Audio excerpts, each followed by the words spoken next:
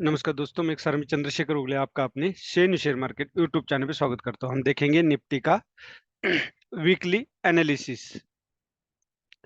यहाँ पे 15 जनवरी से मार्केट एक कंसोलिडेशन फेज में तकरीबन 2.5 महीना। अब यहाँ पे दो कैंडल बनी टॉप पे 22,794 का हाई लगाए इस कैंडल में, मतलब जो कल का हाई था। ये वीकली कैंडल है। ये दोनों कैंडल क्या दर्शाती है? ये शूटिंग स्टार कैंडल है और ये ग्रेवस्टोन डोजी है। ये दोनों कैंडल में क्या है कि सेलर्स का फोर्स ज्यादा है, बायर्स के ऊपर सेलर्स हावी है।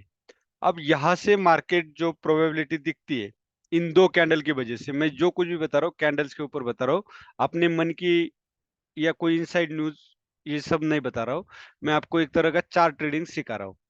तो इसमें मार्केट अगर ये डोजी कैंडल का लो ब्रेक होता है 22,450 का, तो आपको सपोर्ट अभी 21,800 के आसपास आपको सपोर्ट देखने को मिल सकता है। ये था। अब आरएसआई अगर आप देखोगे तो यहाँ पे आरएसआई आप देख सकते हो, ये डाउन ट्रेंड में आरएसआई को आप देख सकते हो डाउन ट्रेंड में।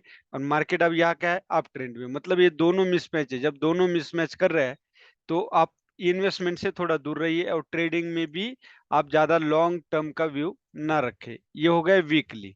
अब हम वनडे में भी अगर हमें देखना है तो हमें ये पता चलता है, इसको थोड़ा सा क्लोज करेंगे। आपको आरएसआई का क्या पता चल रहा है? आरएसआई डाउन ट्रेंड है। मार्केट कहाँ जा रहा है? अप। आरएसआई कहाँ जा रहा है? डाउन। तो अब सेम आपको वनडे में भी यही देखने को मिल रहा है।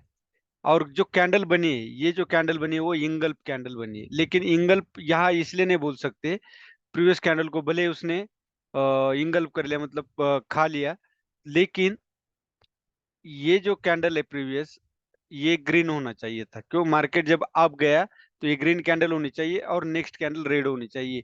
इस पैटर्न में जो इंगल पैटर्न है या यहाँ पे ट्विजर टॉप बनता, तो इन दोनों में कलर मैटर करता है।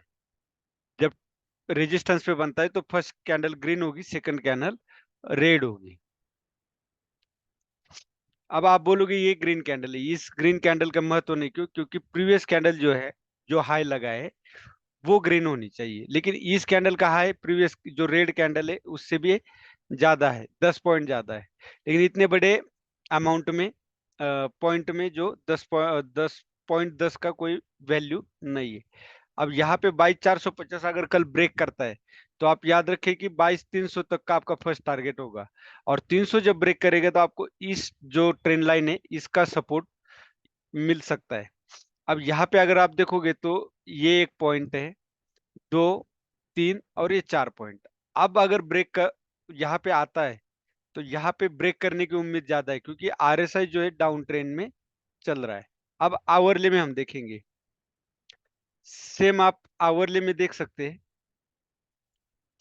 आवरली में इस ट्रेंड लाइन को ब्रेक किया है, एक, दो और ये 3 पॉइंट हो गए। फोर्थ टाइम में ब्रेक किया। ये करेक्शन हो सकता है, पुल बैक हो सकता है। तो मेरा मानना है यहाँ यम पैटर्न बना हुआ है। यम पैटर्न देख सकते हैं आप, ये देख सकते हो, ये यम पैटर्न है। ये आपको बना के भी दिखाता हूँ। ये यम पैटर्न है। अब यहाँ से क्या है? मार्केट यहाँ पे आकर के 22,560 के आसपास आता है तो आप यहाँ से मार्केट नीचे आ सकता है। तो यहाँ पे अगर कोई शूटिंग स्टार डोजी और हैमर बनता है तो आप उसके लो के नीचे शॉर्ट कीजिए और उसका हाई आपका स्टॉप लॉस होगा। इसी तरह आपको ये चार्ट ट्रेडिंग करनी है। अब 5 मिनट में हम देखेंगे।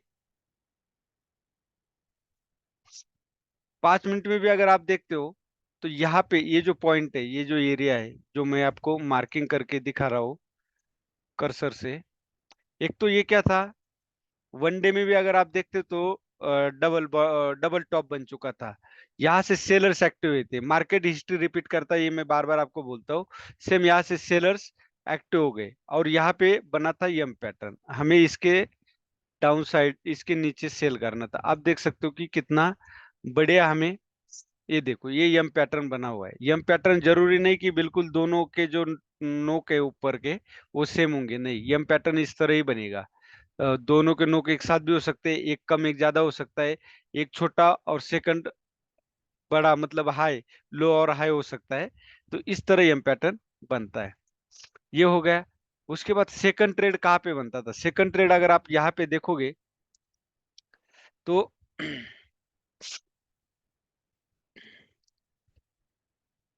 यहाँ पे जब ब्रेक करने के बाद ये पुल बैक आया, इसके नीचे सेकंड ट्रेड था, लेकिन मैंने यहाँ पे ट्रेड इसलिए नहीं दिया क्योंकि ये 560 के आसपास या 570 के आसपास आता है और कोई डोजी हैमर कैंडल बना था तो मैं वहां पे एक ट्रेड जरूर लेता। यहाँ पे स्टॉप लॉस बड़ा हो रहा था, कैंडल थोड़ी बड़ी थी, इसलिए मैंने इंडिया विक्स 14% था, तो 14% आपका मतलब था कि वोलेटिलिटी उतनी होगी, आपका उतना बड़ा स्टॉप लॉस होगा। इसलिए मैंने यहाँ पे ट्रेड नहीं दिया। अब यहाँ पे अगर आप देखोगे तो अभी एक inverted head and shoulder pattern बन रहा है। Inverted head and shoulder pattern होता है बुलिश पैटर्न। अब यहाँ पे एक बुलिश पैटर्न, ये वाला, अब यहाँ पे ये जो कैंडल है यहाँ से सपोर्ट ले सकता है। अगर सपोर्ट लेता है और इसको ब्रेक करता है तो आप इसके ऊपर ट्रेड कर सकते हो 567 के लिए। 500 22,500 पे बाय करके आपको 22,567, लेकिन यहाँ पे स्टॉप लॉस आपका बड़ा हो जाएगा, तो थोड़ा सा उसका भी ख्याल रखें। ये हो गया हमारा निफ्टी का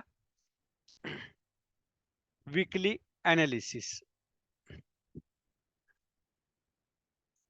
अब आपको सेल करना पड़े तो कोशिश करें कि आप 450 अगर ब्रेक करता है तो, सॉरी, 425, 425 ब्रेक करता है तो आप सेल साइड जाइए, वरना आप यहाँ पे बाय साइड की कोशिश कीजिए, जो कि छोटा सा स्टॉप लॉस और छोटा सा टारगेट होगा।